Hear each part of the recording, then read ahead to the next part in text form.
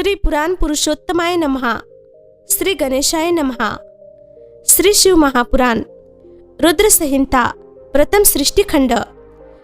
ब्रह्मा और विष्णु को भगवान शिव के शब्दमय शरीर का दर्शन। ब्रह्मा जी कहते हैं, मुनिश्रेष्ठ नारद, इस प्रकार हम दोनों देवता गर्भरहित हो निरंतर प्रणाम करते रहे। हम दोनों के मन में एक ही अभिलाषा थी कि ज्योतिर्लिंग के रूप में प्रकट हुए परमेश्वर प्रत्यक्ष दर्शन दे। भगवान शंकर दिनों के प्रतिपालक, अहंकारियों का गर्व चूर करने वाले तथा सबके अविनाशी प्रभु है। वे हम दोनों पर दयालु हो गए। उस समय वहां उन सूर श्रेष्ठ से ओम ओम ऐसा शब्द रूप नाद प्रकट हुआ जो स्पष्ट रूप से सुनाई देता था। वह नाद लुप्त स्वर में अभिव्यक्त हुआ था। जोर से प्रकट होने वाले उस शब्द के विषय में यह क्या है, ऐसा सोचते हुए समस्त देवताओं के आराध्य भगवान विष्णु मेरे साथ संतुष्ट चित्त से खड़े रहे। वे सर्वथा वैरभाव से रहित थे। उन्होंने लिंग के दक्षिण भाग में सनातन आदिवर्ण अकार का दर्शन किया, उत्तर भाग में उकार का, मध्य भाग में मकार का और अंत में ओम इस नाद का साक्षात दर्शन एवं अनुभव किया। दक्षिण भाग में प्रकट हुए आदिवर्ण अकार को सूर्यमंडल के समान तेजोमय देखकर जब उन्होंने उत्तर भाग में दृष्टिपात किया, तब वह उकार वर्ण अग्नि के समान दीप्तिशाली दिखाई दिया। मुनि श्रेष्ठ, इस तरह उन्होंने मध्य भाग में मकार को चंद्रमंडल के समान उज्जवल कांति से प्रकाशमान देखा। तदनंतर जब उसके ऊपर दृष्टि डाली, तब शुद्ध स्फटिक मणि के समान निर्मल प्रभा से युक्त, त्रुटियातीत, अमल, निष्कल, निरुपद्रव, निर्द्वंद, अद्वितीय, शून्यमय, बाह्य और आभ्यंतर के भेद से रहित, बाह्यंतर भेद से युक्त, जगत के भीतर और बाहर स्वयं ही स्थित, आदि, मध्य और अंत में रहित, आनंद के आदि कारण तथा सबके परम आश्रय, सत्य आनंद एवं अमृत स्वरूप परब्रह्म का साक्षात्कार किया। उस समय श्रीहरि यह सोचने लगे कि यह अग्निस्तंभ कहाँ से प्रकट हुआ है।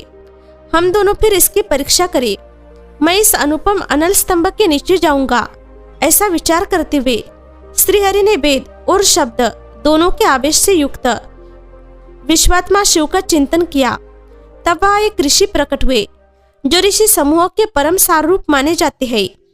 उन्हें ऋषि के द्वारा परमेश्वर विष्णु ने जाना कि इस शब्द ब्रह्ममय शरीर वाले परम लिंग के रूप में साक्षात परब्रह्म स्वरूप महादेव जी यहाँ प्रकट हुए हैं। ये चिंता रहित अथवा अचिंत्य रुद्र है। जहाँ जाकर मन सहित वाणी उसे प्राप्त किए बिना ही लौट आती है। उस परब्रह्म परमात्मा शिव का वाचक एकाक्षर प्रणवी है। वे इसके वाच्यार्थ रूप है। वह परम कारण, रुद्र, सत्य, आनंद एवं अमृत स्वरूप परातत्पर परब्रह्म एकाक्षर का वाच्य है। प्रणव के एक अक्षर के आकार से जगत के बीजभूत अंडजन्मा भगवान ब्रह्म का बोध होता है। उसके दूसरे एक अक्षर उकार से परम कारण रूप श्रीहरि का बोध होता है और तीसरे एक अक्षर मकार से भगवान ने लोहित शिव का ज्ञान होता है। अकार सृष्टि करता है, उकार मोह में डालने वाला है और मकार नित्य अनुग्रह करने वाला है। मकार बुद्ध सर्वव्यापी शिव बीजी बीज मात्र के स्वामी है और अकार सज्ञक मुझ ब्रह्मा को बीज कहते हैं। उकार नामधारी श्रीहरि योनि है। प्रधान और पुरुष के भी ईश्वर जो महेश्वर है, वे बीजी, बीज और योनि भी है। उन्हीं को नाद कहा गया है। उनके भीतर सबका समावेश है। बीजी अपनी इच्छा से ही अपने बीज को अनेक रूपों में विभक्त करके स्थित है। इन बीजी भगवान महेश्वर के लिंग से अकार रूप बीज प्रकट हुआ जो उकार रूप योनि में स्थापित होकर सब ओर बढ़ने लगा। वह स्वर्णमय अंड के रूप में ही बताने योग्य था।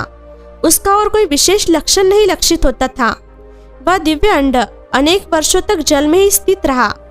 तदनंतर 1000 वर्ष के बाद उस अंड के 2 टुकड़े हो गए। जल में स्थित हुआ वह अंड अजन्मा ब्रह्मा जी की उत्पत्ति का स्थान था और साक्षात महेश्वर के आघात से ही फूटकर 2 भागों में बट गया था। उस अवस्था में उसका ऊपर स्थित हुआ सुवर्णमय कपाल बड़ी शोभा पाने लगा। वही द्युलोक के रूप में प्रकट हुआ तथा जो उसका दूसरा नीचे वाला कपाल था, वही यह 5 लक्षणों से युक्त पृथ्वी है। उस अंड से चतुर्मुख ब्रह्मा उत्पन्न हुए जिनकी क संज्ञा है। वे समस्त लोगों के सृष्टा है। इस प्रकार वे भगवान महेश्वर ही अ, उ और म इन त्रिविध रूपों में वर्णित हुए हैं। इसी अभिप्राय से उन ज्योतिर्लिंग स्वरूप सदाशिव ने ओम ओम ऐसा कहा। यह बात यजुर्वेद के श्रेष्ठ मंत्र कहते हैं। यजुर्वेद के श्रेष्ठ मंत्रों का यह कथन सुनकर ऋचा और साम मंत्रों ने भी हमसे आदरपूर्वक कहा, हे हरे, हे ब्रह्मन, यह बात ऐसी है। इस तरह देवेश्वर शिव को जानकर श्रीहरि ने शक्ति संभूत मंत्रों द्वारा उत्तम एवं महान अभ्युदय से शोभित होने वाले उन महेश्वर देव का स्तवन किया। इसी बीच में मेरे साथ विश्वपालक भगवान विष्णु ने एक और भी अद्भुत एवं सुंदर रूप देखा। मुने वह रूप 5 मुखों और 10 भुजाओं के अलंकृत था। उसकी कांति कर्पूर के समान गौर थी। वह नाना प्रकार की छटाओं से छविमान और भांति भांति के आभूषणों से विभूषित था। उस परम उदार, महापराक्रमी और महापुरुष के लक्षणों से संपन्न अत्यंत उत्कृष्ट रूप का दर्शन करके मैं और श्रीहरि दोनों कृतार्थ हो गए। तत्पश्चात परमेश्वर भगवान महेश्वर प्रसन्न हो अपने दिव्य शब्दमय रूप को प्रकट करके हंसते हुए खड़े हो गए। अकार उनका मस्तक और आकार ललाट है। इकार दाहिना और इकार बाया नेत्र है। उकार को उनका दाहिना और उकार को बाया कान बताया जाता है। रुकार उन परमेश्वर का दाया कपोल है और रुकार बाया, लू और लू ये उनकी नासिका के दोनों छिद्र है। अकार उन सर्वव्यापी प्रभु का ऊपरी ओष्ठ है और एकार अधर, ओकार तथा ओंकार ये दोनों क्रमशः उनके ऊपर और नीचे की 2 दंत पंक्तियां है। अम और आ उन देवादिदेव शूलधारी शिव के दोनों तालु है। क आदि 5 अक्षर उनके दाहिने 5 हाथ है और च आदि 5 अक्षर बाएं 5 हाथ। ट आदि और त आदि 5 अक्षर उनके पैर है। पकार पेट है और फकार को दाहिना पार्श्व बताया जाता है और बकार को बाया पार्श्व, भकार को कंधा कहते हैं। मकार को उन योगी महादेव शंभु का हृदय है। य से लेकर स तक 7 अक्षर सर्वव्यापी शिव के शब्दमय शरीर के साथ धातुए है। हकार उनकी नाभि है और शकार को मेढु मुतेंद्रिय कहा गया है। इस प्रकार निर्गुण एवं गुण स्वरूप परमात्मा के शब्दमय रूप को भगवती उमा के साथ देखकर मैं और श्रीहरि दोनों कृतार्थ हो गए। इस तरह शब्द ब्रह्ममय शरीरधारी महेश्वर शिव का दर्शन पाकर मेरे साथ श्रीहरि ने उन्हें प्रणाम किया और पुनः ऊपर की ओर देखा। उस समय उन्हें 5 कलाओं से युक्त ओमकार जनित मंत्र का साक्षात्कार हुआ। तत्पश्चात महादेव जी का ओम तत्वमसि यह महावाक्य दृष्ट गोचर हुआ, जो परम उत्तम मंत्र रूप है तथा शुद्ध स्फटिक के समान निर्मल है। फिर संपूर्ण धर्म और अर्थ का साधक तथा बुद्धि स्वरूप गायत्री नामक दूसरा महान मंत्र लक्षित हुआ, जिसमें 24 अक्षर है तथा जो चारों पुरुषार्थ रूपी फल देने वाला है। तत्पश्चात मृत्युंजय मंत्र, फिर पंचाक्षर मंत्र तथा दक्षिण मूर्ति संज्ञक चिंतामणि मंत्र का साक्षात्कार हुआ। इस प्रकार 5 मंत्रों की उपलब्धि करके भगवान श्रीहरि उनका जप करने लगे। तदनंतर रूप, यजु और साम ये जिनके रूप है, जो ईशा के मुकुटमणि ईशान है, जो पुरातन पुरुष है, जिनका हृदय अघोर अर्थात सौम्य है, जो हृदय को प्रिय लगने वाले सर्वगुह्य सदाशिव है, जिनके चरण वाम परम सुंदर है, जो महान देवता है और महान सर्पराज को आभूषण के रूप में धारण करते हैं, जिनके सभी ओर पैर और सभी ओर नेत्र है, जो मुझ ब्रह्मा के भी अधिपति, कल्याणकारी तथा सृष्टि पालन एवं संहार करने वाले हैं। उन वरदायक साम शिव का मेरे साथ भगवान विष्णु ने प्रिय वचनों द्वारा संतुष्ट चित्त से स्तवन किया। उमा सहित भगवान शिव का प्राकट्य, उसके द्वारा अपने स्वरूप का विवेचन तथा ब्रह्मा आदि तीनों देवताओं की एकता का प्रतिपादन। ब्रह्मा जी कहते हैं, नारद भगवान विष्णु के द्वारा की हुई अपनी स्तुति सुनकर करुणानिधि महेश्वर बड़े प्रसन्न हुए और उमा देवी के साथ सहसा भाव प्रकट हो गए। उस समय उनके 5 मुख और प्रत्येक मुख में 3-3 नेत्र शोभा पाते थे। भाल देश में चंद्रमा का मुकुट सुशोभित था। सिर पर जटा धारण किए गौरवर्ण विशाल नेत्र शिव ने अपने संपूर्ण अंगों में विभूति लगा रखी थी। उनके 10 भुजाएं थी। कंठ में नील चिन्ह था उनके श्री अंग समस्त आभूषणों से विभूषित थे। उन सर्वांग सुंदर शिव के मस्तक भस्ममय त्रिपुंड से अंकित थे। ऐसे विशेषणों से युक्त परमेश्वर महादेव जी को भगवती उमा के साथ उपस्थित देख मैंने और भगवान विष्णु ने पुनः प्रिय वचनों द्वारा उनकी स्तुति की। तब पापहारी करुणा कर भगवान महेश्वर ने प्रसन्न चित्त होकर उन विष्णु देव को श्वासा रूप से वेदों का उपदेश किया। मुने, उनके बाद शिव ने परमात्मा श्री हरि को गुह्यदान प्रदान किया। फिर उन परमात्मा ने कृपा करके मुझे भी वह ज्ञान दिया। वेद का ज्ञान प्राप्त करके कृतार्थ हुए।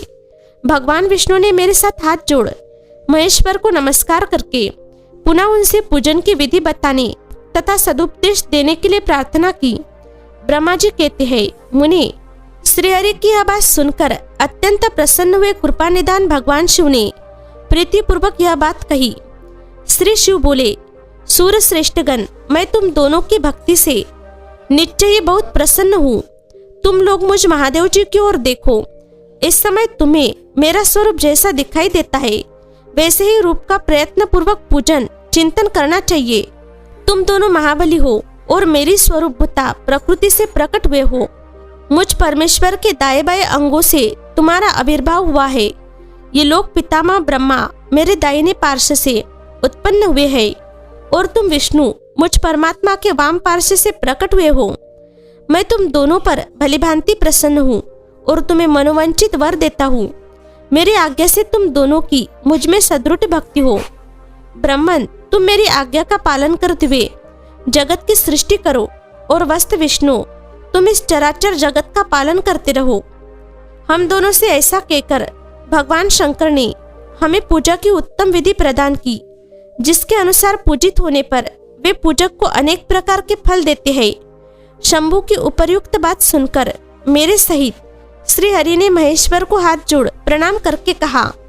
भगवान विष्णु बोले, प्रभु, यदि हमारे प्रति आपके हृदय में प्रीति उत्पन्न है और यदि आप हमें वर देना आवश्यक समझते हैं तो हम यही वर मांगते हैं कि आप में हम दोनों की सदा अनन्य एवं अविचल भक्ति बनी रहे। ब्रह्मा जी कहते हैं, मुने, श्री हरि की यह बात सुनकर भगवान हर ने पुनः मस्तक झुकाकर प्रणाम करके हाथ जोड़े खड़े हुए उन नारायण देव से स्वयं कहा। श्री महेश्वर बोले, मैं सृष्टि पालन और संहार करता हूँ, सगुण और निर्गुण हूँ तथा सच्चिदानंद स्वरूप निर्विकार परब्रह्म परमात्मा हूँ। विष्णु सृष्टि, रक्षा और प्रलय रूप गुणों अथवा कार्यों के भेद से मैं ही ब्रह्मा, विष्णु और रुद्र नाम धारण करके 3 स्वरूपों में विभक्त हुआ हूँ। हरे, वास्तव में मैं सदा निष्कल हूँ। विष्णु, तुमने और ब्रह्मा ने मेरे अवतार के निमित्त जो स्तुति की है, तुम्हारी उस प्रार्थना को मैं अवश्य सच्ची करूंगा, क्योंकि मैं भक्त वत्सल हूँ। ब्रह्मन, मेरा ऐसा ही परम उत्कृष्ट रूप तुम्हारे शरीर से इस लोक में प्रकट होगा, जो नाम से रुद्र कहलाएगा। मेरे अंश से प्रकट हुए रुद्र की सामर्थ्य मुझसे कम नहीं होगी। जो मैं हूँ वही यह रुद्र है। पूजा की विधि विधान की दृष्टि से भी मुझ में और उसमें कोई अंतर नहीं है। जैसे ज्योति का जल आदि के साथ संपर्क होने पर भी उसमें स्पर्श दोष नहीं लगता, उसी प्रकार मुझ निर्गुण परमात्मा को भी किसी के सहयोग से बंधन नहीं प्राप्त होता। यह मेरा शिव रूप है। जब रुद्र प्रकट होंगे तब वे भी शिव के ही तुल्य होंगे। महामुनि, उनमें और शिव में परायेपन का भेद नहीं करना चाहिए। वास्तव में एक ही रूप सब जगत में व्यवहार निर्वाह के लिए 2 रूपों में विभक्त हो गया है। अंतः शिव और रुद्र में कभी भेद बुद्धि नहीं करनी चाहिए। वास्तव में सारा दृश्य ही मेरे विचार से शिवरूप है। मैं, तुम, ब्रह्मा तथा जो ये रुद्र प्रकट होंगे वे सब के सब एक रूप है। इनमें भेद नहीं है। भेद मानने पर अवश्य ही बंधन होगा, तथापि मेरा शिवरूप ही सनातन है। यही सदा सब रूपों का मूलभूत कहा गया है। यह सत्य, ज्ञान एवं अनंत ब्रह्म है। ऐसा जानकर सदा मन से मेरे यथार्थ स्वरूप का दर्शन करना चाहिए। ब्रह्मन, सुनो, मैं तुम्हें एक गोपनीय बात बता रहा हूँ। मैं स्वयं ब्रह्मा जी की भक्रुटी से प्रकट होऊंगा। गुणों में भी मेरा प्राकट्य कहा गया है। जैसा कि लोगों ने कहा है, हम तामस प्रकृति के हैं, वास्तव में उस रूप में अहंकार का वर्णन हुआ है। उस अहंकार को केवल तामस ही नहीं, वैकारिक सात्विक भी समझना चाहिए, क्योंकि सात्विक देवगण वैकारिक अहंकार की सृष्टि है। यह तामस और सात्विक आदि भेद केवल नाम मात्र का है, वस्तुता नहीं है। वास्तव में हर को तामस नहीं कहा जा सकता। ब्राह्मण, इस कारण से तुम्हें ऐसा करना चाहिए। तुम तो इस सृष्टि के निर्माता बनो और श्रीहरि इसका पालन करे, तथा मेरे अंश से प्रकट होने वाले जो रुद्र है वे इसका प्रलय करने वाले होंगे। ये जो उमा नाम से विख्यात परमेश्वरी प्रकृति देवी है, इन्हीं की शक्तिभूता वांगदेवी ब्रह्मा जी का सेवन करेंगी। फिर इन प्रकृति देवी से वह जो दूसरी शक्ति प्रकट होगी वे लक्ष्मी रूप से भगवान विष्णु का आश्रय लेंगी। तदनंतर पुनः काली नाम से जो तीसरी शक्ति प्रकट होंगी वे निश्चय ही मेरे अंशभूत रुद्रदेव को प्राप्त होंगी। वे कार्य की सिद्धि के लिए वह ज्योति रूप से प्रकट होंगी। इस प्रकार मैंने देवी की शुभ स्वरूपा पराशक्तियों का परिचय दिया। उनका कार्य क्रमशः सृष्टि, पालन और संहार का संपादन ही है। सूर्यश्रेष्ठ ये सब के सब मेरी प्रिया प्रकृति देवी की अंशभूता है। हरे, तुम लक्ष्मी का सहारा लेकर कार्य करो। ब्राह्मण, तुम्हें प्रकृति की अंशभूता वांगदेवी को पाकर मेरी आज्ञा के अनुसार मन से सृष्टि कार्य का संचालन करना चाहिए, और मैं अपनी प्रिया की अंशभूता परातत्पर काली का आश्रय ले रुद्र रूप से प्रलय संबंधी उत्तम कार्य करूंगा। तुम सब लोग अवश्य ही संपूर्ण आश्रमों तथा उनसे भिन्न अनन्य विविध कार्यों द्वारा चारों वर्णों से भरे हुए लोक की सृष्टि एवं रक्षा आदि करके सुख पाओगे। हरे, तुम ज्ञान विज्ञान से संपन्न तथा संपूर्ण लोकों के हितैषी हो। अंततः अब मेरी आज्ञा पाकर जगत में सब लोगों के लिए मुक्तिदाता बनो। मेरा दर्शन होने पर जो फल प्राप्त होता है वही तुम्हारा दर्शन होने पर भी होगा। मेरी यह बात सत्य है, सत्य है, इसमें संशय के लिए स्थान नहीं है।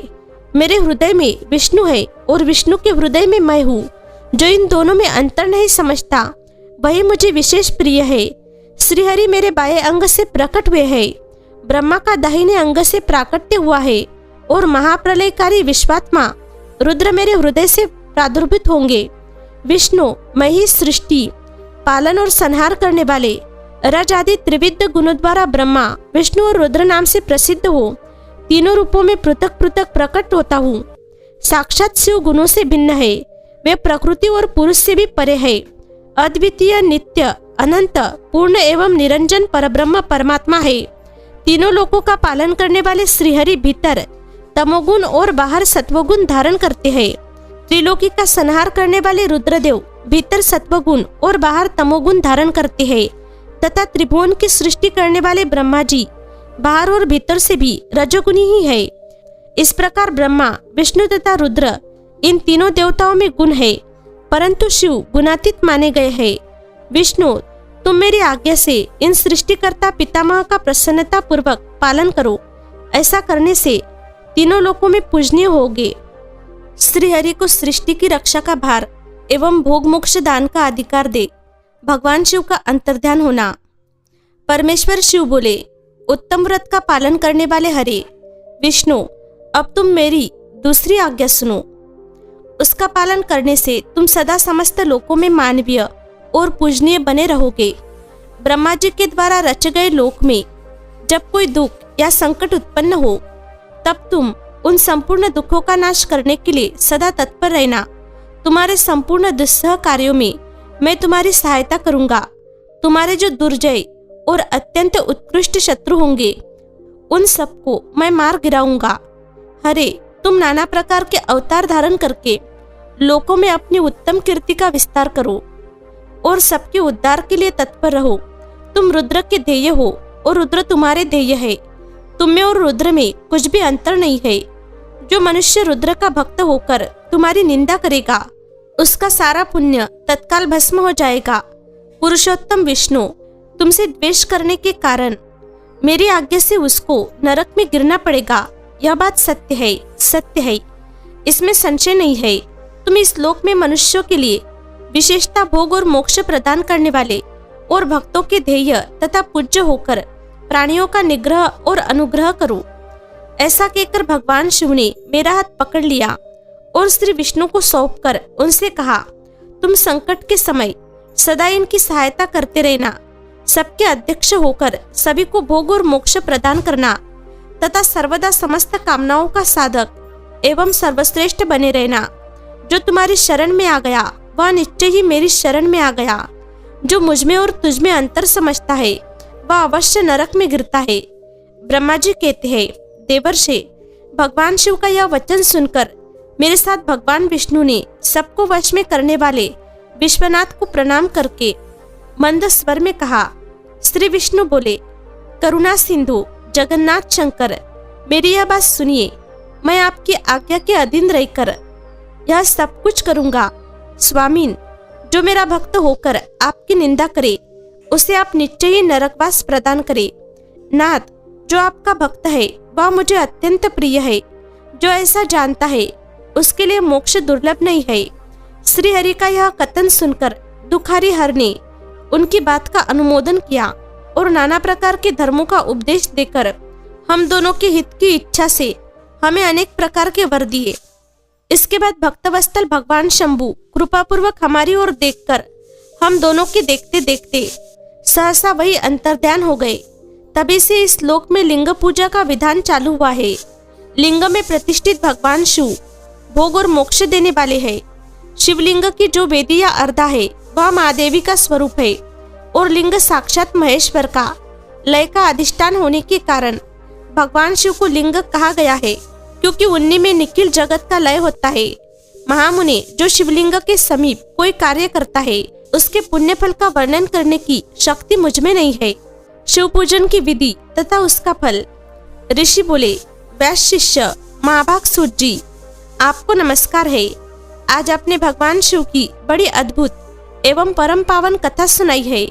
दयानिधे, ब्रह्मा और नारद जी के संवाद के अनुसार आप हमें शिव पूजन की वह विधि बताइए जिससे यह भगवान शिव संतुष्ट होते हैं। ब्राह्मण, क्षत्रिय, वैश्य और शूद्र सभी शिव की पूजा करते हैं। वह पूजन कैसे करना चाहिए? आपने व्यास जी के मुख से इस विषय को जिस प्रकार सुना हो वह बताइए। महर्षियों का वह कल्याणप्रद एवं श्रुति सम्मत वचन सुनकर सूत जी ने उन मुनियों के प्रश्न के अनुसार सब बातें प्रसन्नता पूर्वक बताई। सूत जी बोले, मुनीश्वरों, आपने बहुत अच्छी बात पूछी है, परंतु वह रहस्य की बात है। मैंने इस विषय को जैसे सुना है और जैसी मेरी बुद्धि है उसके अनुसार आज कुछ कह रहा हूँ। जैसे आप लोग पूछ रहे हैं उसी तरह पूर्व काल में व्यास जी ने सनत कुमार जी से पूछा था, फिर उसे उपमन्यु जी ने भी सुना था। व्यास जी ने शिव पूजन आदि जो भी विषय सुना था उसे सुनकर उन्होंने लोकहित की कामना से मुझे पढ़ा दिया था। इसी विषय को भगवान श्री कृष्ण ने महात्मा उपमन्यु से सुना था। पूर्व काल में ब्रह्मा जी ने नारद जी से इस विषय में जो कुछ कहा था वही इस समय में कहूंगा। ब्रह्मा जी ने कहा, नारद, मैं संक्षेप से लिंग पूजन की विधि बता रहा हूँ, सुनो। जैसा पहले कहा गया है वैसा जो भगवान शंकर का सुखमय, निर्मल एवं सनातन रूप है उसका उत्तम भक्तिभाव से पूजन करे। इससे समस्त मनोवंचित फलों की प्राप्ति होगी। दरिद्रता, रोग, दुख तथा शत्रुजनित पीड़ा, ये 4 प्रकार के पाप कष्ट तभी तक रहते हैं जब तक मनुष्य भगवान शिव का पूजन नहीं करता। भगवान शिव की पूजा होते ही सारे दुख विलीन हो जाते हैं और समस्त सुखों की प्राप्ति हो जाती है। तत्पश्चात समय आने पर उपासक की मुक्ति भी होती है। जो मानव शरीर का आश्रय लेकर मुख्यतया संतान सुख की कामना करता है उसे चाहिए कि वह संपूर्ण कार्यों और मनोरथों के साधक महादेव जी की पूजा करे। ब्राह्मण, क्षत्रिय, वैश्य और शूद्र भी संपूर्ण कामनाओं तथा प्रयोजनों की सिद्धि के लिए क्रम से विधि के अनुसार भगवान शंकर की पूजा करे। प्रातःकाल ब्रह्म मुहूर्त में उठकर गुरु तथा शिव का स्मरण करके तीर्थों का चिंतन एवं भगवान विष्णु का ध्यान करे। फिर मेरा, देवताओं का और मुनि आदि का भी स्मरण चिंतन करके स्तोत्र पाठ पूर्वक शंकर जी का विधि पूर्वक नाम ले। उसके बाद शैया से उठकर निवास स्थान में दक्षिण दिशा में जाकर मल त्याग करे। मुने, एकांत में मलोत्सर्ग करना चाहिए। उससे शुद्ध होने के लिए जो विधि मैंने सुन रखी है उसी को आज कहता हूँ। मन को एकाग्र करके सुनो। ब्राह्मण गुदा की शुद्धि के लिए उसमें 5 बार शुद्ध मिट्टी का लेप करे और धोए। क्षत्रिय 4 बार, वैश्य 3 बार और शूद्र 2 बार विधि पूर्वक गुदा की शुद्धि के लिए उसमें मिट्टी लगाए। लिंग में भी 1 बार प्रयत्न पूर्वक मिट्टी लगानी चाहिए। तत्पश्चात बाएं हाथ से 10 बार और दोनों हाथों में 7 बार मिट्टी लगाकर धोए। तात प्रत्येक पैर में 3-3 बार मिट्टी लगाए, फिर दोनों हाथों में भी मिट्टी लगाकर धोए। स्त्रियों को शूद्र की ही भांति अच्छी तरह मिट्टी लगानी चाहिए। हाथ पैर धोकर पूर्ववत शुद्ध मिट्टी ले और उसे लगाकर दांत साफ करे। फिर अपने वर्ण के अनुसार मनुष्य दत्वन करे। ब्राह्मणों को 12 अंगुल की दत्वन करनी चाहिए, क्षत्रिय 11 अंगुल, वैश्य 10 अंगुल और शूद्र 9 अंगुल की दत्वन करे। यह दत्वन का मान बताया गया। मनुस्मृति के अनुसार काल दोष का विचार करके ही दत्वन करे या त्याग दे। तात षष्ठी प्रतिपदा अमावस्या, नवमी व्रत का दिन, सूर्यास्त का समय, रविवार तथा श्राद्ध दिवस ये दंत धावन के लिए वर्जित है। इसमें दत्वन नहीं करनी चाहिए। दत्वन के पश्चात तीर्थ जलाशय आदि में जाकर विधि पूर्वक स्नान करना चाहिए। विशेष देश काल आने पर मंत्र उच्चारण पूर्वक स्नान करना उचित है। स्नान के पश्चात पहले आचमन करके वह धुला हुआ वस्त्र धारण करे, फिर सुंदर एकांत स्थल में बैठकर संध्या विधि का अनुष्ठान करे। यथा योग्य संध्या विधि का पालन करके पूजा का कार्य आरंभ करे। मन को सुस्थिर करके पूजा गृह में प्रवेश करे। वहां पूजन सामग्री लेकर सुंदर आसन पर बैठे। पहले न्यास आदि करके क्रमशः महादेव जी की पूजा करे। शिव की पूजा से पहले गणेश जी की, द्वारपालों की और दिक्पालों की भी भली भांति पूजा करके पीछे देवता के लिए पीठ स्थान की कल्पना करे अथवा अष्टदल कमल बनाकर पूजा द्रव्य के समीप बैठे और उस कमल पर ही भगवान शिव को समासीन करे। तत्पश्चात 3 आचमन करके पुनः दोनों हाथ धोकर 3 प्राणायाम करके मध्यम प्राणायाम अर्थात कुंभक करते समय त्रिनेत्रधारी भगवान शिव का इस प्रकार ध्यान करे। उनके 5 मुख है, 10 भुजाएं है, शुद्ध स्फटिक के समान उज्जवल कांति है। सब प्रकार के आभूषण उनके श्री अंगों को विभूषित करते हैं तथा वे व्याघ्र चर्म की चादर ओढ़े हुए हैं। इस तरह ध्यान करके यह भावना करे कि मुझे भी इनके समान ही रूप प्राप्त हो जाए। ऐसी भावना करके मनुष्य सदा के लिए अपने पाप को भस्म कर डाले। इस प्रकार भावना द्वारा शिव का ही शरीर धारण करके उन परमेश्वर की पूजा करे। शरीर शुद्धि करके मलमूत्र का क्रमशः न्यास करे अथवा सर्वत्र प्रणव से ही शंग न्यास करे। ओम अद्वित्यादि रूप से संकल्प वाक्य का प्रयोग करके फिर पूजा आरंभ करे। पाद्य, अर्घ्य और आचमन के लिए पात्रों को तैयार करके रखे। बुद्धिमान पुरुष विधि पूर्वक भिन्न भिन्न प्रकार के 9 कलश स्थापित करे। उन्हें कुशाओं से ढककर रखे और कुशाओं से ही जल लेकर उन सब का प्रोक्षण करे। तत्पश्चात उन सभी पात्रों में शीतल जल डाले। फिर बुद्धिमान पुरुष देखभाल कर प्रणव मंत्र के द्वारा उनमें निम्नांकित द्रव्यों को डाले। खस और चंदन को पाद्य पात्र में रखे। चमेली के फूल, शीतल चीनी, कपूर, बड़की जड़ तथा तमाल इन सबको यथोचित रूप से कूट पीसकर चूर्ण बना ले और आचमनीय के पात्र में डाले। इलायची और चंदन को तो सभी पात्रों में डालना चाहिए।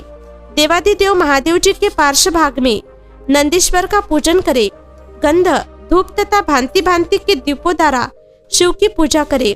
फिर लिंग शुद्धि करके मनुष्य प्रसन्नता पूर्वक मंत्र समूहों के आदि में प्रणव तथा अंत में नमा पद जोड़कर उनके द्वारा इष्ट देव के लिए यथोचित आसन की कल्पना करे।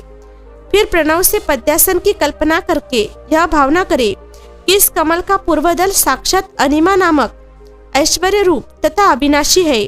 दक्षिण दल लघिमा है, पश्चिम दल महिमा है, उत्तर दल प्राप्ति है, अग्निकोण का दल प्राकम्य है, नैऋत्य कोण का दल ईशित्व है, वायव्य कोण का दल वशित्व है, ईशान कोण का दल सर्वज्ञ तत्व है और उस कमल की कर्णिका को सोम कहा जाता है।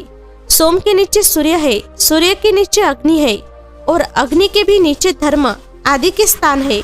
ऐसी कल्पना करने के पश्चात चारों दिशाओं में अव्यक्त महतत्व, अहंकार तथा उनके विकारों की कल्पना करे। सोम के अंत में सत्व, रज और तम इन तीनों गुणों की कल्पना करे। इसके बाद सद्यो जातम, प्रप्यदामी इत्यादि मंत्र से महेश्वर शिव का आह्वान करे। ओम वामदेवाय नमः इत्यादि वामदेव मंत्र से उन्हें आसन पर विराजमान करे। फिर ओम तत्पुरुषाय विद्महे इत्यादि रुद्र गायत्री द्वारा इष्ट देव का सानिध्य प्राप्त करके उन्हें अघोरभ्यम इत्यादि अघोर मंत्र से वहां निरुद्ध करे। फिर ईशान सर्व विद्यानाम इत्यादि मंत्र से आराध्य देव का पूजन करे। पाद्य और आचमनीय अर्पित करके अर्घ दे। तत्पश्चात गंध और चंदन मिश्रित जल से विधि पूर्वक रुद्रदेव को स्नान कराए। फिर पंचगव्य निर्माण की विधि से पांचों द्रव्यों को एक पात्र में लेकर प्रणव से ही अभिमंत्रित करके उन मिश्रित गव्य पदार्थों द्वारा भगवान को नहलाए। तत्पश्चात पृथक पृथक दूध, दही, मनु, गन्ने के रस तथा घी से नहलाकर समस्त अभिष्टों के दाता और हितकारी पूजनीय महादेव जी का प्रणव के उच्चारण पूर्वक पवित्र द्रव्यों द्वारा अभिषेक करे। पवित्र जल पात्र में मंत्रोच्चारण पूर्वक जल डाले। डालने से पहले साधक श्वेत वस्त्र से उस जल को यथोचित रीति से छान ले। उस जल को तब तक दूर न करे जब तक इष्ट देव को चंदन न चढ़ा ले। तब सुंदर अक्षतों द्वारा प्रसन्नता पूर्वक शंकर जी की पूजा करे। उनके ऊपर कुश, अपामार्ग, कपूर, चमेली, चंपा, गुलाब, श्वेत, कनेर, बेला, कमल और उत्पल आदि भांति भांति के अपूर्व पुष्प एवं चंदन आदि चढ़ाकर पूजा करे। परमेश्वर शिव के ऊपर जल की धारा गिरती रहे, इसकी भी व्यवस्था करे। जल से भरे भांति भांति के पात्रों द्वारा महेश्वर को नहलाए। मंत्रों उच्चारण पूर्वक पूजा करनी चाहिए, वह समस्त फलों को देने वाली होती है। तात, अब मैं तुम्हें समस्त मनोवंचित कामनाओं की सिद्धि के लिए उन पूजा संबंधी मंत्रों को भी संक्षेप से बता रहा हूँ, सावधानी के साथ सुनो। पावमान मंत्र से, वांग्मय इत्यादि मंत्र से, रुद्र मंत्र तथा नील रुद्र मंत्र से, सुंदर एवं शुभ पुरुष सूक्त से, श्री सूक्त से, सुंदर अथर्व शीर्ष के मंत्र से, आनो भद्रा इत्यादि शांति मंत्र से, शांति संबंधी दूसरे मंत्रों से, भारुंडमय मंत्र और अरुण मंत्र से, अर्धाष्टभी साम तथा देवव्रत साम से, अभित्वा इत्यादि रथनंतर साम से, पुरुष सूक्त से, मृत्युंजय मंत्र से तथा पंचाक्षर मंत्र से पूजा करे। 1 सहस्त्र अथवा 101 जल धाराएं गिराने की व्यवस्था करे। यह सब वेद मार्ग से अथवा नाम मंत्रों से करना चाहिए। तदनंतर भगवान शंकर के ऊपर चंदन और फूल आदि चढ़ाए। प्रणव से ही मुखवास, तांबूल आदि अर्पित करे। इसके बाद जो स्फटिक मणि के समान निर्मल, निष्कल, अविनाशी, सर्वलोक कारण, सर्वलोकमय परम देव है, जो ब्रह्मा, रुद्र, इंद्र और विष्णु आदि देवताओं की भी दृष्टि में नहीं आते, वेदवत्ता विद्वानों ने जिन्हें वेदांत में मन वाणी के अगोचर बताया है, जो आदि, मध्य और अंत में रहित तथा समस्त रोगियों के लिए औषध रूप है, जिनकी शिव तत्व के नाम से ख्याति है तथा जो शिवलिंग के रूप में प्रतिष्ठित है, उन भगवान शिव का शिवलिंग के मस्तक पर प्रणव मंत्र से ही पूजन करे। सुंदर तांबूल एवं सुरम्य आरती द्वारा यथोक्त विधि से पूजा करके स्तोत्रों तथा अन्य नाना प्रकार के मंत्रों द्वारा उन्हें नमस्कार करे। फिर अर्घ देकर भगवान के चरणों में फूल बिखेरे और साष्टांग प्रणाम करके देवेश्वर शिव की आराधना करे। फिर हाथ में फूल लेकर खड़ा हो जाए और दोनों हाथ जोड़कर निम्नलिखित मंत्र से सर्वेश्वर शंकर की पुनः प्रार्थना करे।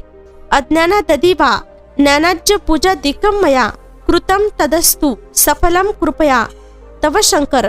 कल्याणकारी शिव, मैंने अनजाने में अथवा जानबूझकर जो जप, पूजा आदि सत्कर्म किए हो, वे आपकी कृपा से सफल हो। इस प्रकार पढ़कर भगवान शिव के ऊपर प्रसन्नता पूर्वक फूल चढ़ाए, स्वस्ति वाचन करके नाना प्रकार की आशी प्रार्थना करे। फिर शिव के ऊपर मार्जन करना चाहिए। मार्जन के बाद नमस्कार करके अपराध के लिए क्षमा प्रार्थना करते हुए पुनरागमन के लिए विसर्जन करना चाहिए। इसके बाद अध्याय से आरंभ होने वाले मंत्र का उच्चारण करके नमस्कार करे। फिर संपूर्ण भाव से विभोर हो इस प्रकार प्रार्थना करे। शिवे भक्ति, शिवे भक्ति, शिवे भक्तिर्भवे भवे, अन्यथा शरणम नास्ति, तमेव शरणम मम। प्रत्येक जन्म में मेरी शिव में भक्ति हो, शिव में भक्ति हो, शिव में भक्ति हो।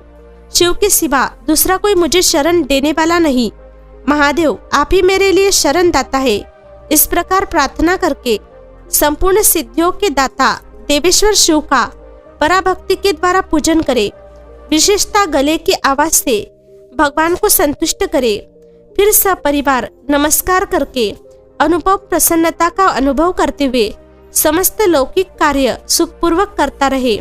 जो इस प्रकार शिव भक्ति परायण हो प्रतिदिन पूजन करता है, उसे अवश्य ही पग पग पर सब प्रकार की सिद्धि प्राप्त होती है। वह उत्तम वक्ता होता है तथा उसे मनोवांछित फल की निश्चय ही प्राप्ति होती है। रोग दुख, दूसरों के निमित्त से होने वाला उद्वेग, कुटिलता तथा विष आदि के रूप में जो कष्ट उपस्थित होता है, उसे कल्याणकारी परम शिव अवश्य नष्ट कर देते हैं। उस उपासक का कल्याण होता है। भगवान शंकर की पूजा से उसमें अवश्य सद्गुणों की वृद्धि होती है। ठीक उसी तरह जैसे शुक्ल पक्ष में चंद्रमा बढ़ते हैं।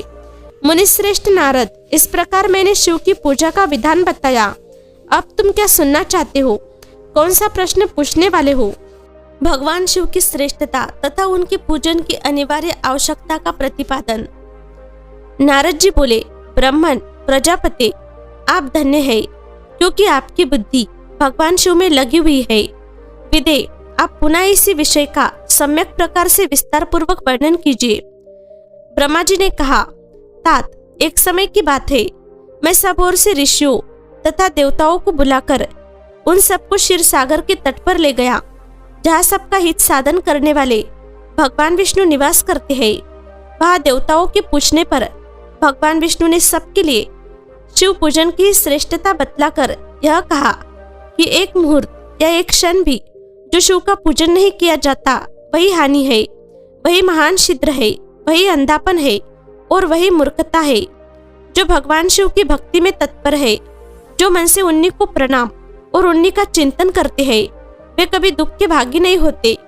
जो महान सौभाग्यशाली पुरुष मनोहर भवन, सुंदर आभूषणों से विभूषित स्त्रियां, जितने से मन को संतोष हो उतना धन, पुत्र पौत्र आदि संतति, आरोग्य, सुंदर शरीर, अलौकिक प्रतिष्ठा, स्वर्गीय सुख, अंत में मोक्ष रूपी फल अथवा परमेश्वर शिव की भक्ति चाहते हैं, वे पूर्व जन्मों के महान पुण्य से भगवान सदाशिव की पूजा अर्चना में प्रवृत्त होते हैं। जो पुरुष नित्य भक्ति परायण हो शिवलिंग की पूजा करता है, उसको सफल सिद्धि प्राप्त होती है तथा वह पापों के चक्कर में नहीं पड़ता।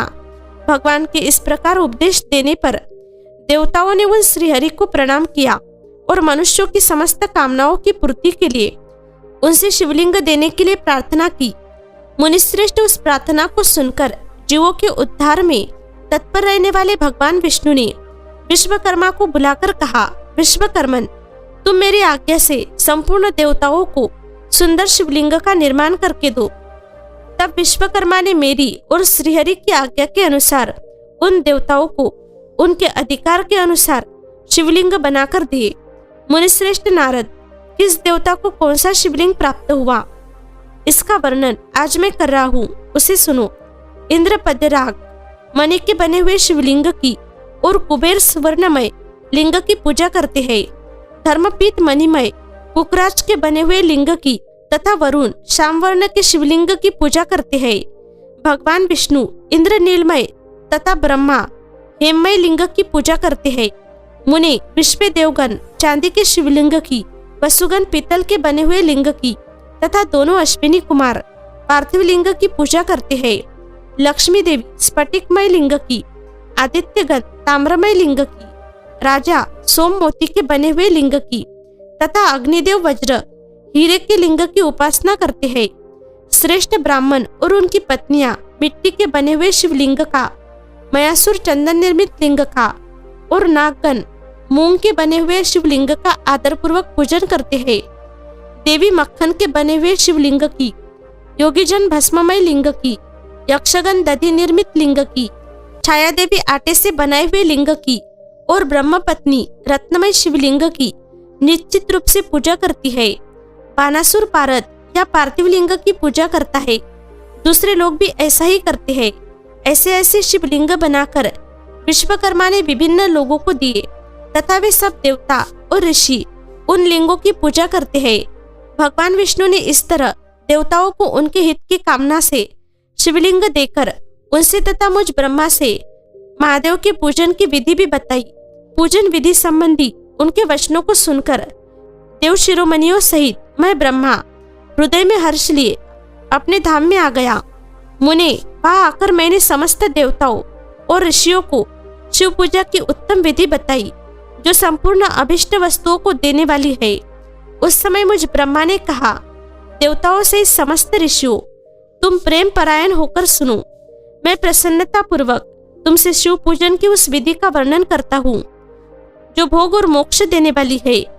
देवताओं और मुनीश्वरों, समस्त जंतुओं में मनुष्य जन्म प्राप्त करना प्रायः दुर्लभ है। उनमें भी उत्तम कुल में जन्म तो और भी दुर्लभ है। उत्तम कुल में भी आचारवान ब्राह्मणों के यहाँ उत्पन्न होना उत्तम पुण्य से ही संभव है।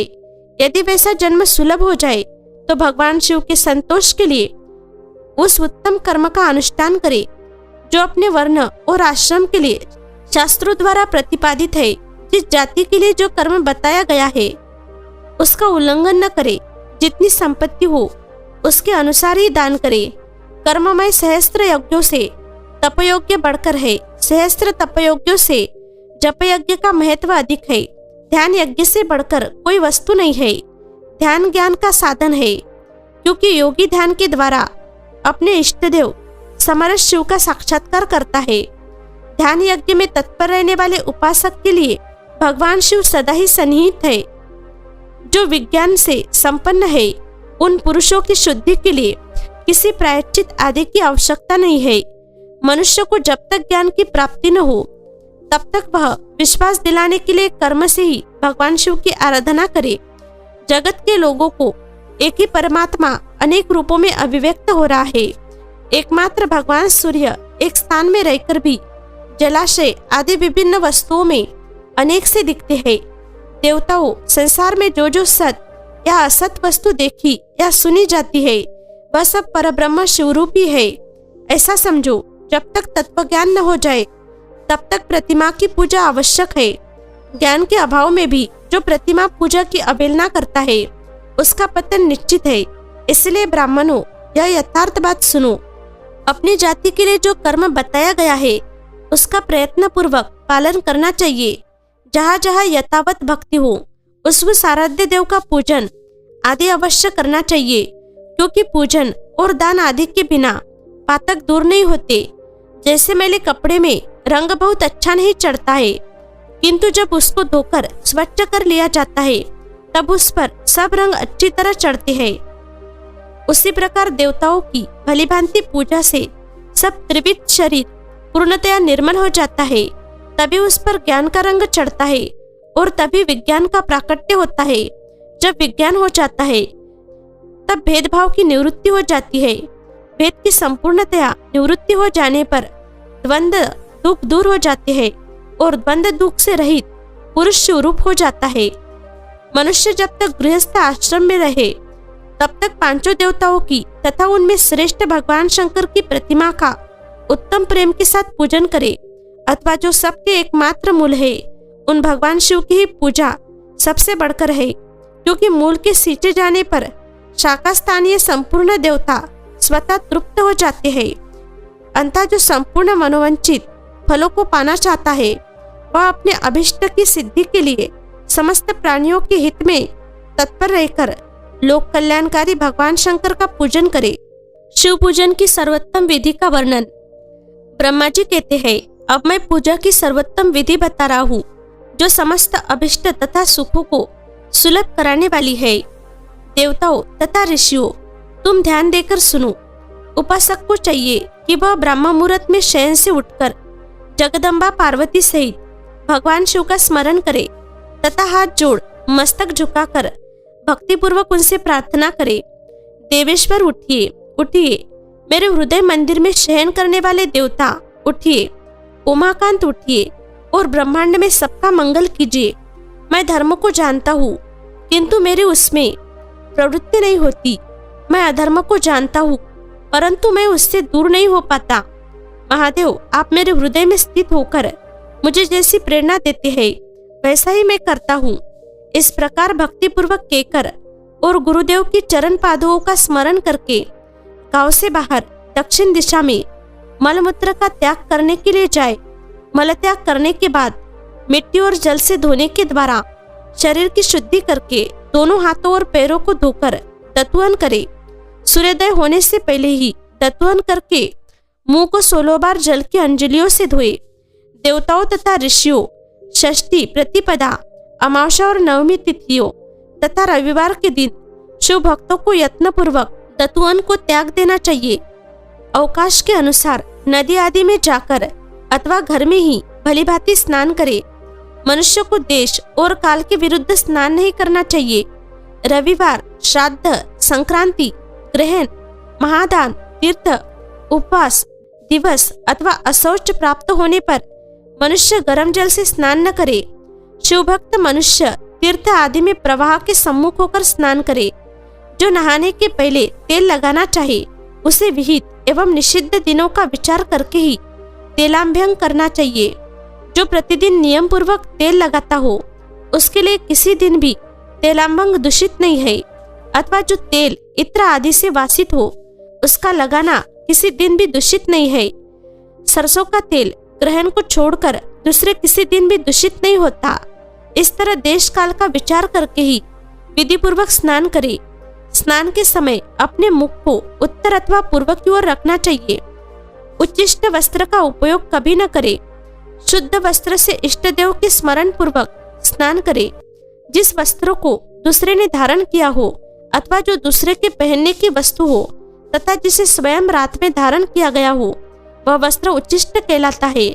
उससे तभी स्नान किया जा सकता है जब उसे धो लिया गया हो। स्नान के पश्चात देवताओं, ऋषियों तथा पितरों को तृप्ति देने वाला स्नानांग तर्पण करना चाहिए। उसके बाद धुला हुआ वस्त्र पहने और आचमन करे। द्विजोत्तमों तदनंतर गोबर आदि से लिप पोतकर स्वच्छ किए हुए शुद्ध स्थान में जाकर वह सुंदर आसन की व्यवस्था करे। वह आसन विशुद्ध काष्ठ का बना हुआ, पूरा फैला हुआ तथा विचित्र होना चाहिए। ऐसा आसन संपूर्ण अभिष्ट तथा फलों को देने वाला है। उसके ऊपर बिछाने के लिए यथा योग्य मृग चर्म आदि ग्रहण करे। शुद्ध बुद्धि वाला पुरुष उस आसन पर बैठकर भस्म से त्रिपुंड लगाए। त्रिपुंड से जप, तप अथवा दान सफल होता है। भस्म के अभाव में त्रिपुंड का साधन जल आदि बताया गया है। इस तरह त्रिपुंड करके मनुष्य रुद्राक्ष धारण करे और अपने नित्य कर्म का संपादन करके फिर शिव की आराधना करे। तत्पश्चात 3 बार मंत्र उच्चारण पूर्वक आचमन करे। फिर वहां शिव की पूजा के लिए अन्न और जल लाकर रखे। दूसरी कोई भी जो वस्तु आवश्यक हो उसे यथाशक्ति जुटाकर अपने पास रखे। इस प्रकार पूजन सामग्री का संग्रह करके वह धैर्य पूर्वक स्थिर भाव से बैठे। फिर जल, गंध और अक्षत से युक्त एक अर्धपात्र लेकर उसे दाहिने भाग में रखे। उससे उपचार की सिद्धि होती है। फिर गुरु का स्मरण करके उनकी आज्ञा लेकर विधिवत संकल्प करके अपनी कामना को अलग न रखते हुए पराभक्ति से सहपरिवार शिव का पूजन करे। एक मुद्रा दिखाकर सिंदूर आदि उपचारों द्वारा सिद्धि बुद्धि सहित विघ्नहारी गणेश का पूजन करे। लक्ष्य और लाभ से युक्त गणेश जी का पूजन करके उनके नाम के आदि में प्रणव तथा अंत में नमा जोड़कर नाम के साथ चतुर्थी विभक्ति का प्रयोग करते हुए नमस्कार करे। यथा ओम गणपते नमः अथवा ओम लक्ष्य लाभ भूताय सिद्धि बुद्धि सहिताय गणपते नमः। तदनंतर उनसे क्षमा प्रार्थना करके पुनः भाई कार्तिकेय सहित गणेश जी का पराभक्ति से पूजन करके उन्हें बारंबार नमस्कार करे। तत्पश्चात सदा द्वार पर खड़े रहने वाले द्वारपाल महोदय का पूजन करके सती साध्वी गिरिजानंदिनी उमा की पूजा करे। चंदन, कुमकुम तथा धूप, दीप आदि अनेक उपचारों तथा नाना प्रकार के नैवेद्यों से शिवा का पूजन करके नमस्कार करने के पश्चात साधक शिव जी के समीप जाए। यथासंभव अपने घर में मिट्टी, सोना, चांदी, धातु या अन्न पारे आदि की शिव प्रतिमा बनाए और उसे नमस्कार करके भक्ति परायण हो उसकी पूजा करे। उसकी पूजा हो जाने पर सभी देवता पूजित हो जाते हैं। मिट्टी का शिवलिंग बनाकर विधि पूर्वक उसकी स्थापना करे। अपने घर में रहने वाले लोगों को स्थापना संबंधी सभी नियमों का सर्वथा पालन करना चाहिए। भूत शुद्धि एवं मातृ कान्यास करके प्राण प्रतिष्ठा करे। शिवालय में दिक्पालों की भी स्थापना करके उनकी पूजा करें। घर में सदा मलमूत्र का प्रयोग करके शिव की पूजा करनी चाहिए। वह द्वारपालों के पूजन का सर्वथा नियम नहीं है। भगवान शिव के समीप ही अपने लिए आसन की व्यवस्था करें। उस समय उत्तराभिमुख बैठकर फिर आचमन करें। उसके बाद दोनों हाथ जोड़कर तब प्राणायाम करें। प्राणायाम काल में मनुष्य को मलमूत्र की 10 आवृत्तियां करनी चाहिए। हाथों से 5 मुद्राएं दिखाए। यह पूजा का आवश्यक अंग है। इन मुद्राओं का प्रदर्शन करके ही मनुष्य पूजा विधि का अनुसरण करे।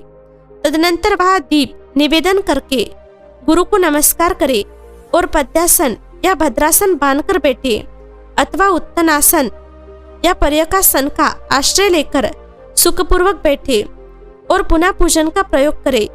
फिर अर्घ्य पात्र से उत्तम शिवलिंग का प्रक्षालन करे। मन को भगवान शिव से अन्यत्र न ले जाकर पूजा सामग्री को अपने पास रखकर निम्नांकित मंत्र समूह से महादेव जी का आह्वान करे।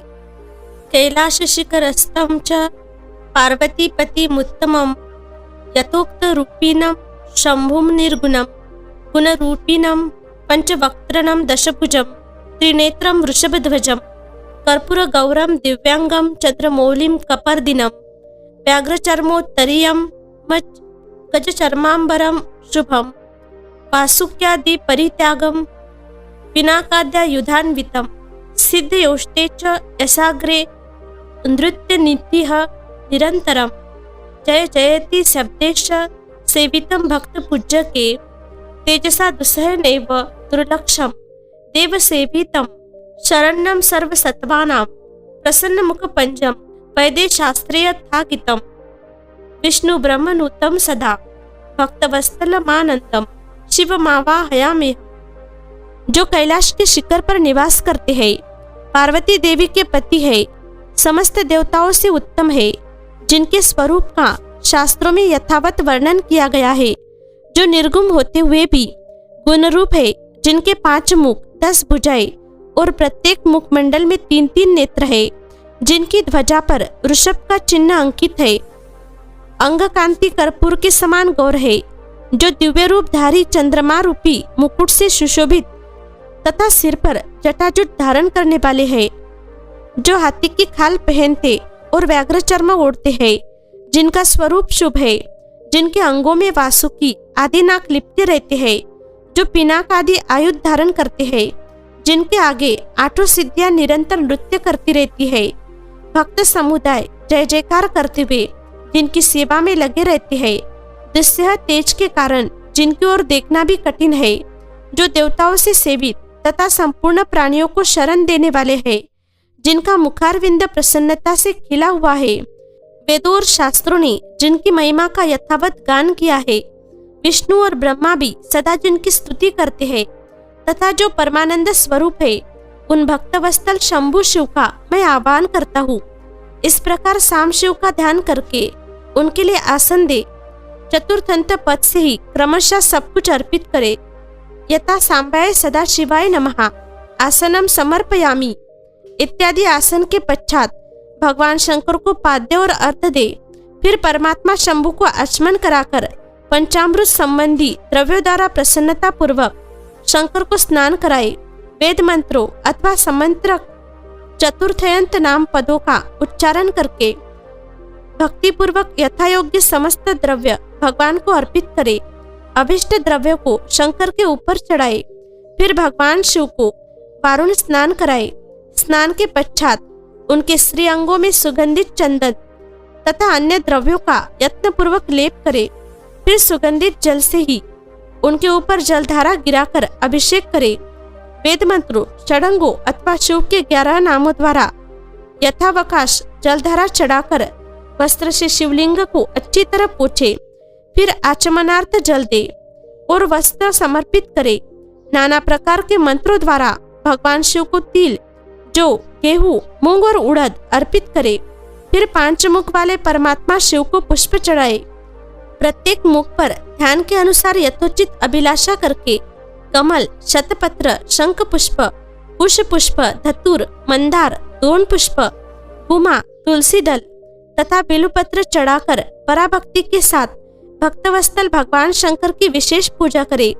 अन्य सब वस्तुओं का अभाव होने पर शिव को केवल बिलपत्र ही अर्पित करे। बिल्व पत्र समर्पित होने से ही शिव की पूजा सफल होती है। तत्पश्चात सुगंधित चूर्ण तथा सुवासित उत्तम तेल, इत्र आदि विविध वस्तुएं बड़े हर्ष के साथ भगवान शिव को अर्पित करे। फिर प्रसन्नता पूर्वक गुंगल और अघूरी आदि की धूप निवेदन करे। तदनंतर शंकर जी को घी से भरा हुआ दीपक दे।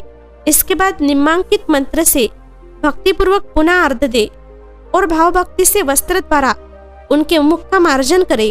अर्घ मंत्र: रूपम देहि यशो देहि, भोगम देहि च शंकरा, भुक्ति मुक्ति फलम देहि गुहितार्घ नमस्तुते। प्रभु शंकर, आपको नमस्कार है। आप इस अर्घ्य को स्वीकार करके मुझे रूप दीजिए, यश दीजिए, भोग दीजिए तथा भोग और मोक्ष रूपी फल प्रदान कीजिए। इसके बाद भगवान शिव को भांति भांति के उत्तम नैवेद्य अर्पित करे। नैवेद्य के पश्चात प्रेम पूर्वक आचमन कराए। तदनंतर सांगोपांग तांबूल बनाकर शिव को समर्पित करे। फिर 5 बत्ती की आरती बनाकर भगवान को दिखाए। उसकी संख्या इस प्रकार है: पैरों में 4 बार, नाभि मंडल के सामने 2 बार, मुख के समक्ष 1 बार तथा संपूर्ण अंगों में 7 बार आरती दिखाए। तत्पश्चात नाना प्रकार के स्तोत्रों द्वारा प्रेम पूर्वक भगवान ऋषभध्वज की स्तुति करे। तदनंतर धीरे धीरे शिव की परिक्रमा करे। परिक्रमा के बाद भक्त पुरुष साष्टांग प्रणाम करे और निम्नलिखित मंत्र से भक्ति पूर्वक पुष्पांजलि दे। पुष्पांजलि मंत्र: अज्ञानन्यादि वा ज्ञानज्ञा पूजादिकं मया कृतं तदस्तु सफलं कृपया तव शंकरा, तावक सत्व दगत प्राण सचितोहम सदा मृड इति विज्ञान गौरीश भूतनाथ प्रसीद में भौमे स्खलित पादानां भूमिरे वावलंबनम त्वयि जाता पराधानां तमेव शरणं प्रभो। शंकर, मैंने अज्ञान से या जानबूझकर जो पूजन आदि किया है वह आपकी कृपा से सफल हो। मृड, मैं आपका हूँ। मेरे प्राण सदा आप में लगे हुए हैं। मेरा चिंत सदा आपका ही चिंतन करता है। ऐसा जानकर हे गौरीनाथ, भूतनाथ, आप मुझ पर प्रसन्न होइए। प्रभु, धरती पर जिनके पैर लड़खड़ा जाते हैं उनके लिए भूमि ही सहारा है। उसी प्रकार जिन्होंने आपके प्रति अपराध किए हैं उनके लिए भी आप ही शरण दाता है। इत्यादि रूप से बहुत बहुत प्रार्थना करके उत्तम विधि से पुष्पांजलि अर्पित करने के पश्चात पुनः भगवान को नमस्कार करे। फिर निम्नांकित मंत्र से विसर्जन करना चाहिए। विसर्जन: स्वस्थानम गच्छ देवेश परिवार युता प्रभु, पूजा काले पुनर्नाथ त्वया गंतव्यमादरात्। देवेश्वर प्रभु, अब आप परिवार सहित अपने स्थान को पधारे। नाथ, जब पूजा का समय हो तब पुनः आप यहाँ सादर पदार्पण करें। इस प्रकार भक्तवत्सल शंकर की बारंबार प्रार्थना करके उनका विसर्जन करे और उस जल को अपने हृदय में लगाए तथा मस्तक पर चढ़ाए। ऋषियों, इस तरह मैंने शिव पूजन की सारी विधि बता दी जो भोग और मोक्ष देने वाली है। अब और क्या सुनना चाहते हो?